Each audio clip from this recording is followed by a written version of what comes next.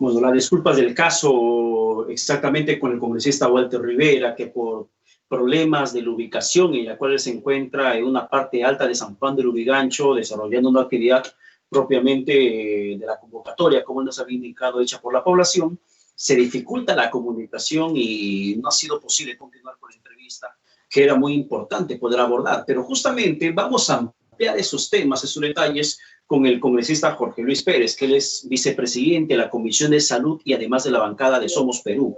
Y hablamos justamente, congresista Pérez, con su homólogo, el congresista Walter Rivera, sobre lo que representa la intervención del Estado o del gobierno central en el contexto de la pandemia en la región Arequipa. Y el congresista Rivera nos mencionaba que tendría que hacerse lo mismo en otras regiones del país. ¿Usted considera lo mismo? Que tenga el Ministerio de Salud que tomar el control absoluto de la pandemia en las regiones y ya no cada dirección regional de salud. Mira, definitivamente, Pedro, acá hay varios componentes que no están caminando bien. En primer lugar, hay una desatención total del primer nivel de atención. Los establecimientos de salud ahora, que son más de 8.000 a nivel nacional, no tienen una capacidad resolutiva. ¿Esto qué significa? Que la mayoría de pacientes entra al famoso SARS, síndrome respiratorio agudo severo, simplemente porque no hay una atención en la capa simple. Y lo que estamos viendo es bastante necesidad de oxígeno, bastante necesidad de UCI, bastante necesidad de camas y de especialistas, cuando eso lo podemos limitar con una buena atención abajo. Eso es fundamental. En segundo lugar, tenemos 3 componentes para brindar salud. Infraestructura, muy vetusta, muy caída menos. Equipamiento, sobre todo bastante problemas con el tema del equipamiento, pero lo más fuerte, el tema del recurso humano. Acabo de llegar de Jaén, y en Jaén tienes una infraestructura fenomenal, un hospital grande, tienes equipamiento, tienes ahí las unidades de cuidados intensivos, pero no hay intensivistas, no hay especialistas, enfermerías para que puedan poder trabajar eso. Entonces, si te das cuenta, Pedro, esa línea es la que nos está ocasionando serios problemas para poder atacar al COVID-19 y obviamente estamos llevando hacia la mortalidad a nuestra gente. Pero ¿de quién es la responsabilidad? Porque aquí hay acusaciones de uno y otro lado. Las regiones acusan al gobierno central y el gobierno central acusa a las regiones. Mira, cuando yo me envié un documento al ministro de Salud, en ese entonces el doctor Zamora, él me respondió de que él solamente ve el caso de Lima Metropolitana. O sea, quiere decir que un ministro de salud solamente es para Lima Metropolitana y que todo el resto tiene que ver directamente con el problema de la descentralización o con el tema de la descentralización o la ley orgánica de los gobiernos regionales. Entonces, pero ¿cuál es el problema? Estamos atacando un virus que ha ocasionado una pandemia, no una epidemia regional. Por lo tanto, las medidas que yo adopte en Tacna son las mismas que yo voy a adoptar en Piura. Las mismas que voy a hacer en Loreto, voy a hacerlas en Lima. Por lo tanto, el protocolo se tiene que ocupar de la misma magnitud para todos ellos. Pero acá no. Lima es un país distinto al resto. Nosotros somos 196 provincias, Pedro, 1.874 distritos. Entonces, ese concepto centralista está haciendo ahora la gran mortalidad y la gran alta tasa de letalidad que tenemos por encima de en América Latina, Pedro.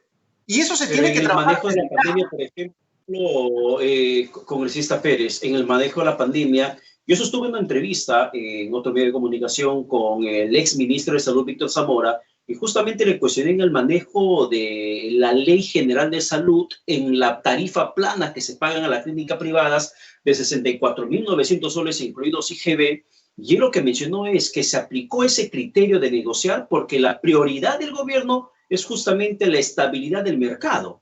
Y más no me manifestó que la prioridad del gobierno pueda ser la atención a la ciudadanía que justamente carece de acceso a establecimientos de salud y medicamentos de manera oportuna. Mira, acá hay un problema serio. Acuérdate cuando empezamos nosotros la cuarentena y nos decían vamos a hacer el martillazo y que esto tiene una curva y todo lo demás. Sí. Por si acaso, el confinamiento en medicina, en epidemiología, no es para eliminar el virus. Es para dilatar el tiempo de infección. Mientras tanto, voy ganando terreno, voy ganando tiempo para que mis capacidades resolutivas, que no están al tope, las comience a trabajar para que cuando exista este pico, yo tenga capacidad resolutiva. Dime tú, en los más de 100 y pico de días, ¿Qué hemos hecho con respecto a la capacidad resolutiva de los establecimientos de salud? De los 8.000 establecimientos de salud, hay un plan en este momento para poder trabajar los establecimientos de periferia. Te doy un dato, Lambayeque. En el año 2017 se malograron 28 establecimientos de salud producto del fenómeno del Niño. La pregunta es, de esos 28, ¿cuántos crees que se han hecho hasta ahorita? Ahorita, en este momento. ¿Cuántos crees? 0, no hay ninguno. Bueno, sabemos de la experiencia nefasta que pasa, por ejemplo, con el tema del fenómeno del niño costero, pero a ese dato yo le complemento justamente lo que en estos tiempos de pandemia viene haciendo el gobierno, lo que son los hospitales modulares, situación que pasó en Piura y que pasa también en esos tiempos en Lambayeque. Y la Autoridad de Reconstrucción con Cambios es quien está en la responsabilidad de implementar esos hospitales modulares. Pero las autoridades y la población denuncian que aunque le hayan puesto ventilador, camas, instalación, infraestructura, no funcionan porque justamente hay problemas en el suministro del oxígeno que se requieren pacientes en estado crítico. Y como no hay suficiente capacidad de producción de oxígeno, terminan siendo elefantes blancos, además del color blanco que tienen. Pero es justamente responsabilidad de la Autoridad de Reconstrucción un cambio que depende directamente de la PCM. Pedro, poner un hospital itinerante no es cualquier cosa, Pedro. Para empezar, y eso se los he dicho, personalmente me he ido y les he hablado al jefe de Reconstrucción con Cambio de Lambayeque, señor, los hospitales itinerantes son hospitales itinerarios, son hospitales accesorios que deben estar al costado de una infraestructura ya puesta. Mira lo que ha pasado acá en el Geise. En el Geise se conversó con la Universidad César Vallejo, nos dio, y ahí, mira la resolutividad. El 90% de camas están completamente llenas. En el caso de Ferreñafe, que también es de salud, solamente hay 4 camas que faltan llenar, el resto se ha llenado todo. O sea, ¿qué quiere decir? De que al lado de un hospital tienes que poner esto y obviamente tienes que tener tu isotanque, porque si no tienes el isotanque, tú no vas a suministrar balón por balón. Un balón, Pedro, en un paciente que está consumiendo de 15 a 18 litros por minuto, por lo menos solamente te da para 4 horas o 6 horas, un balón de 10 metros cúbicos. Entonces, eso es algo, Pedro, que no es cosa del otro mundo. Yo soy médico de primer nivel de atención, no soy un erudito en el tema, pero son cosas muy básicas. Entonces, lo que ha pasado acá es que simplemente han montado sin ningún tipo de esquema, sin ningún tipo de una lógica para poder hacer el flujo del paciente. Si yo tengo a un hospital itinerante a más de 1 kilómetro, 2 kilómetros, de por sí ya tienes el problema del limitante de cómo trasladas al paciente de un hospital de menor complejidad al otro de mayor complejidad. Entonces, en el Hospital Regional de Lambayeque, por ejemplo, tienes ahí 4 hectáreas que tranquilamente pudieron funcionar al costado y nunca se te acababa, porque si hay un médico que se contamina, se va y viene el otro médico a rotarlo. Pero tienes capacidad resolutiva ahí porque amplías la oferta. Ese es el tema. Entonces, pero es algo tan sencillo. Por ejemplo, el tema del aire a presión negativa. Yo siempre les he dicho, señores, no es cuestión de jalar el aire nada más. Tienes que jalarlo por medio de unos filtros EPA. ¿Por qué? Porque la gran carga viral dentro de esa torre, dentro de esa carpa, hace que nuestros médicos y nuestros trabajadores se mueran. Entonces, esos hospitales, algunos de ellos sí tienen la disminución, obviamente, de la carga viral por los filtros EPA, que es extracción a presión negativa. Ya, pero, congresista, ¿y dónde queda, por ejemplo, a este sí le pregunto ya en la función propia de fiscalización que tienen que hacer ustedes, el manejo del presupuesto? Recuerda usted que el presidente Martín Vizcarra hace ya quizá más de un mes había anunciado una partida de 85 millones de soles para la compra de balones de oxígeno para que se distribuya a nivel nacional y además 15 millones de soles adicionales para ampliar las redes internas de oxígeno de cada hospital en pacientes hospitalizados. De los 85 millones de soles, me imagino que están gastando los balones que se van destinando a cada región, que termina siendo insuficiente. Pero de los 15 millones restantes, ¿cuántos hospitales se tienen con las redes internas ampliadas, si se encuentran con las redes internas ampliadas para suministrar oxígeno a pacientes hospitalizados? Mira, en realidad el problema del oxígeno se traduce desde la ley, desde la normativa, donde te dicen de que el oxígeno industrial no puede ser suministrado. Por ejemplo, esa es una gran... Y nosotros desde el Congreso hemos atacado el caso. ¿Por qué? Porque de pronto un oxígeno que tiene 93% de pureza dice que no, eso no es para uso medicinal. Sin embargo, en Canadá, en Estados Unidos están locos, pues, porque ellos sí los aceptan, ¿no? Ese es por un lado. Por otro lado, el monopolio, los oligopolios. Por el amor de Dios, tenemos que entender que esta Constitución habla de una economía social de mercado. no de acaparamiento de mercado. Entonces, acá se está malinterpretando las cosas y definitivamente eso está que trae como consecuencia miles de muertes. Pedro, eso no lo podemos tolerar. Y hay muchas empresas que en este momento pueden poner a disposición el oxígeno, pero no lo puedes transportar porque simplemente no tiene los permisos de la DIGEMIT, porque la DIGEMIT no te da el permiso para que digas que ese producto sea medicinal porque es un producto industrial. Entonces, realmente, esto es un sabotaje a la salud, Pedro, y eso no lo podemos permitir.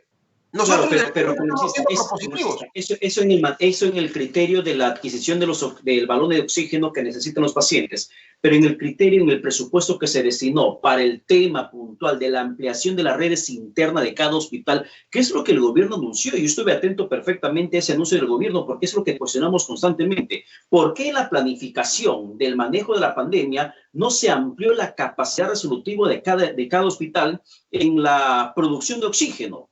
Si tú veías la experiencia de Italia, experiencia de España, experiencia de Francia, principal problema, insuficiencia respiratoria. Yo no soy médico, soy periodista, pero una noción, una lógica básica, si hay insuficiencia respiratoria, muy probablemente van a requerir de oxígeno los pacientes. Comienzo a hacer un inventario de cómo están los hospitales con oxígeno y nos damos cuenta en estos tiempos, recién a estas alturas del partido de la lucha contra el coronavirus, que hay hospitales que ni siquiera tienen planta de oxígeno. Es inaudito. Y por eso se dijo desde el gobierno que se va a destinar de 15 millones para que amplíen las tuberías internas y así mejorar la capacidad. Y no se ve tampoco eso. ¿Cuánto se puede justamente meter la mano desde la Comisión de Salud en el gobierno para exigir cuentas del manejo del fondo público? Hemos sentado cientos de veces a nuestros funcionarios, Pedro, y no hay respuesta. Te lo digo con sinceridad, no sé qué están esperando, de repente acabado toda la pandemia, que empiecen los juicios interminables con todos los problemas. Yo no entiendo por qué ese letargo de no accionar algo tan sencillo. Un hospital itinerante con esos flujos de oxígeno que muy bien lo detallas, no te pasas más de una semana en instalarlo, Pedro. No es algo que tú vas a romper a algo, no. Esas son cañerías que tú tranquilamente lo puedes poner y con un isotanque al costado o con un centro de fabricación o concentrador de oxígeno, obviamente vas a poder solucionarlo. Pero mira las engañadas que nos dan, Pedro. Han traído a los COVID, a los hospitales blancos, concentradores de oxígeno a 10 litros por minuto, por el amor de Dios. Tú sabes que eso no es para un paciente con insuficiencia respiratoria grave.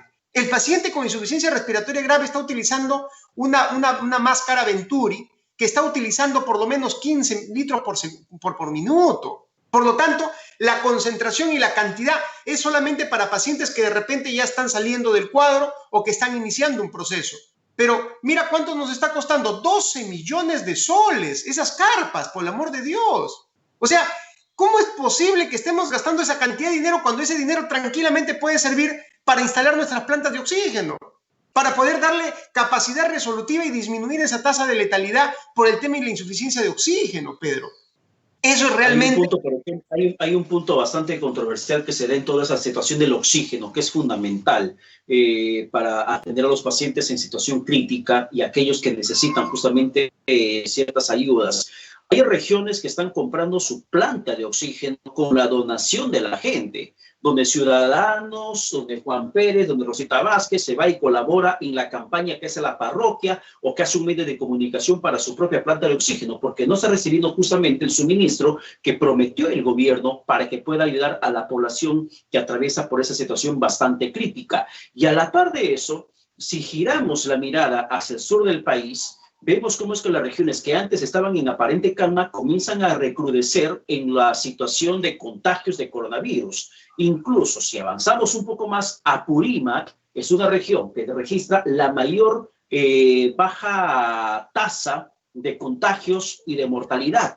Pero el Colegio Médico de Apurímac ha pedido que se declare en situación de inminente catástrofe porque ya los hospitales de Apurímac, que son 2, comienzan a colapsar. Y eso que ni siquiera llegan a 1000 casos confirmados en Apurímac. Pero mira, el fondo del asunto, porque de hecho vamos de repente a tratar de tocar los temas accesorios, pero vamos a la médula. ¿Sabes cómo disminuyes eso? Disminuyes volviendo a la cuarentena. Pero ¿sabes el gran problema? Que la pandemia ahora se llama pobreza. Pero no tenemos acá 2 trabajos articulados. La pandemia originada por un virus, y esto es un problema netamente biológico, médico, y por otro lado es un tema netamente económico, pobreza, hambre. Esas dos cosas son muy fáciles de entenderlas y dar soluciones, Pedro. Pero ¿qué hemos hecho para que esta gente ya no quiera volver a la cuarentena? No tienen que comer, no tienen trabajo, seguimos pagando el tema de las tarjetas de crédito, todo sigue igual. Por lo tanto, la gente que dice, ¿cómo me voy a ir a la cuarentena si me voy a morir o de COVID o me muero del otro? Este brote inusitado, Pedro, tiene que ver directamente por el mal manejo económico. Ese es el fondo del asunto, porque tranquilamente todavía estaríamos nosotros sobreguardándonos un poco hasta que venga la vacuna, porque no estamos nosotros protegidos. Y lo que estamos haciendo es un efecto modelo rebaño, donde todo el mundo nos estamos contaminando y haciendo que nuestra inmunoglobulina G aumente. Pero dentro de eso, por lo menos el 10% de la población se va a morir. No puede ser, por el amor de Dios. Ese es justamente lo que se teme, que la inmunidad rebaño, aunque para muchos termina siendo una modalidad bastante perversa de luchar contra el coronavirus, porque eso implica que gran parte de la población se contagie y muchos, ni siquiera cientos, miles o cientos de miles terminen muriendo. Es un sacrificio que hay que hacer para poder llegar a ese nivel de inmunidad, pero es consecuencia justamente del avance mismo del coronavirus o del virus, si es que las estrategias sanitarias no cumplen o no surten efecto como se está viendo en estos momentos en el país. Regiones donde antes había tranquilidad, como Moquegua, como Tacna, como Arequipa mismo, como Cusco, están en una situación bastante crítica, mientras que los mensajes que nos da el gobierno es de reactivación económica, de esperanza y tranquilidad. Y sobre todo lo que dice el presidente Martín Vizcarra, vamos a continuar derrotando juntos este virus si trabajamos de manera coordinada. Yo no sé si estamos derrotando el virus, congresista Pérez. Mira, acá las cosas claras, como te decía. Número uno, una reactivación económica real, volver a cuarentena focalizada, tratamiento inmediato de la enfermedad mediante brigadas, call center y la bolsita salvadora que contenga tu tratamiento específico de ivermectina, tu paracetamol, tu acitromicina, tu corticoide inhalado o tu broncodilatador y un seguimiento al paciente. Si tú haces eso, Pedro, vas a disminuir más del 50% de letalidad ahorita. ¿Cuánto nos cuesta eso? Mucho menos de lo que se está gastando inútilmente repotenciando empresas que se han vuelto más millonarias ahora por producto del COVID-19. Ante esa situación también, Pedro, sería bueno, y esto es algo que lo vengo ya diseminando a nivel nacional e internacional, hay muchas empresas que se han vuelto más millonarias que antes producto del COVID. Por lo tanto, dentro de este componente solidario, estas empresas deberían de pagar más impuestos en estos momentos, porque esa es una manera de poder redistribuir y que ese dinero se pueda redistribuir a algunos sectores que han sido totalmente golpeados. Por ejemplo, el tema de la industria alimentaria, en las empresas o pequeñas que simplemente hasta ahora no se les va a ver hasta por lo menos hasta fin de año o de repente después, hasta que la vacuna comience a instaurarse acá. Entonces, ese es un mecanismo de redistribución. Eso es importante que nosotros como ciudadanos planteemos y ojalá que el gobierno esté a la altura de poder sacar adelante a su pueblo, a los más de 30 millones de peruanos y no a 4 empresarios. Por el amor de Dios, eso no puede seguir así. Pero una situación, por ejemplo, sanitaria o económica como la que atravesamos, congresista, hay un ministro, joven ministro de por medio, además como el señor Rogero Garzón en el sector trabajo, que terminan emitiendo políticas de fraccionamiento de beneficios sociales, laborales, como una gratificación en las grandes empresas. Entiendo que este beneficio estaba trasladado a las pequeñas empresas, a los microempresarios que tienen carga laboral y gente en planilla. Pero una gran empresa que ha recibido Reactiva Perú por 10 millones, por 5 millones, por 20 millones, en realidad no requiere mayor ayuda como la que en estos momentos el Ministerio de Trabajo está haciendo para las grandes empresas. Si te fraccionan, por ejemplo, el beneficio de la gratificación, que te den en cómodas cuotas mensuales a favor de la empresa, lo que en realidad, para muchos entendidos en la materia, termina siendo un contrasentido porque va a generar la crisis económica en esa familia, que muchos esperan la gratificación para que puedan subsistir, ni siquiera ya para disfrutar la plata, sino subsistir o ampliar la subsistencia en este país. Definitivamente, los modelos que se han adoptado acá son netamente pues, de clubes de amigos, de clubes de empresas, y eso salta uno se ve en la lista de beneficiados producto del Reactiva Perú, donde el 98% del dinero ha sido puesto por todos nosotros por medio del Banco Central de Reserva y el 2% lo pusieron las empresas privadas, que son esos bancos, que han sido los que han direccionado esa cantidad enorme de miles de millones de soles para sus empresas, que son prácticamente, al final, son parte de ellos del montón, parte de su holding que ellos mismos han creado y son los dueños de esos mismos negocios. Realmente te digo, Pedro, yo estoy muy, ¿cómo te puedo decir? Indignado de cómo es que al Perú le miran la cara, lo sabotean con la educación, con el transporte, con la salud, y encima de eso nos ponen estos mecanismos morbosos, inclusive llevándonos hacia la muerte, programada prácticamente. No puede ser que sigamos en esta línea, Pedro. Ya, pero congresista Pérez, y la gente se dice, ok, sí, yo estoy indignado como ciudadano, como peruano, pero ¿y qué hace el Congreso? ¿Qué hace el congresista Pérez? ¿Qué hacen los congresistas para que puedan justamente fiscalizar la forma como es que en esos tiempos el gobierno central está disponiendo del recurso de todos los peruanos? Hemos creado, por ejemplo, la ley de autonomía y de liderazgo por parte del Ministerio de Salud para que pueda destrabarse esa situación de que el órgano rector, que es el Ministerio de Salud, pueda ejecutar sus acciones a nivel regional. Hasta ahora está durmiendo en Palacio. No lo promulgan. ¿Te das cuenta? Esos son mecanismos morbosos, porque tienes herramientas. Nos decía, no, señor, no puedo actuar por la ley de centralización o la ley de las regiones. Señor, acá tienes un mecanismo. ¿Por qué no lo promulgas? Ah, no, es que los gobiernos regionales están en contra. ¿Te das cuenta cómo nos sabotean? Nosotros hemos comenzado a trabajar el tema de las AFP, por ejemplo.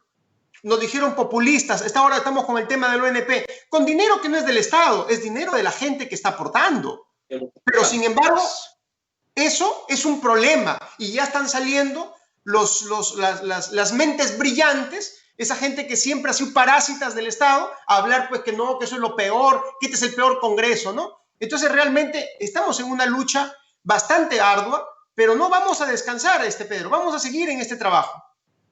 Pero para la gente pareciera ser que el Congreso se encuentra limitado en capacidad de intervención ante esa situación de pandemia. Por ejemplo, la población se pregunta, ¿en qué quedó esta norma del Congreso de la República que faculta al gobierno que intervenga en clínicas privadas y no se estén cobrando esas tarifas abusivas y leoninas que terminan endeudando hasta 3, 4, 5 generaciones de una familia? Con deudas en una clínica de 800.000, de 500.000 soles, 600.000 soles, que bien te podría haber salido gratuito si el hospital público habría tenido capacidad para que te pueda alojar allí y no correr con tu enfermo a una clínica privada. ¿En qué quedó esa norma? Porque el gobierno sigue insistiendo con sus acuerdos en los contratos que va firmando con las clínicas privadas, que por cierto, solamente hay un paciente de las 20 clínicas que acordaron con el MINSA, solamente hay un solo paciente en todo ese tiempo que ha sido referido a través del SIS. Bueno, definitivamente, como te repito, nosotros no somos ejecutores, somos la parte legislativa, los que formulamos y ampliamos y damos las normativas nacionales. Ante esa situación, obviamente, hay un problema, hay un desfase entre el que da las leyes y el que brinda la reglamentación y los que ejecutan. Nosotros no somos ejecutores, eso está en manos ya del gobierno nacional, pero acá quiero quedar con algo puntual. ¿Cuánto cuesta una atención promedio en una clínica a un paciente COVID? 55.000 soles. ¿De acuerdo? Si tú atiendes, por ejemplo, a 100 pacientes, tranquilamente es el presupuesto de un nuevo hospital, Pedro. O sea, ¿a dónde queremos llegar? ¿Queremos subvencionar a las clínicas privadas? ¿Que ese es el negocio de fondo, lo que quieren ver? ¿O quieren realmente solucionar el problema de la salud? Si quieren solucionar el problema de la salud, por favor, brigadas, atención primaria, tratamiento inmediato. El joven, esa madre, ese señor, no pueden morir si es que tú le das tratamiento oportuno. El 90% de esos pacientes sobreviven versus esos pacientes que llegan a UCI que el 90% mueren. ¿A dónde lo llevamos? ¿Cuál vamos a adoptar nosotros? ¿Qué medida? ¿A UCI o atención primaria? Atención primaria, por donde lo vayamos. ¿Por qué no actuamos eso? Y lamentablemente es falta de la planificación que en el gobierno en estos momentos también se viene registrando. Congresista Pérez, el tiempo nos ha ganado, el tiempo es bastante cruel en medios de comunicación. Le agradezco por el tiempo que nos ha concedido. Muchas gracias, Pedro. Un fuerte abrazo.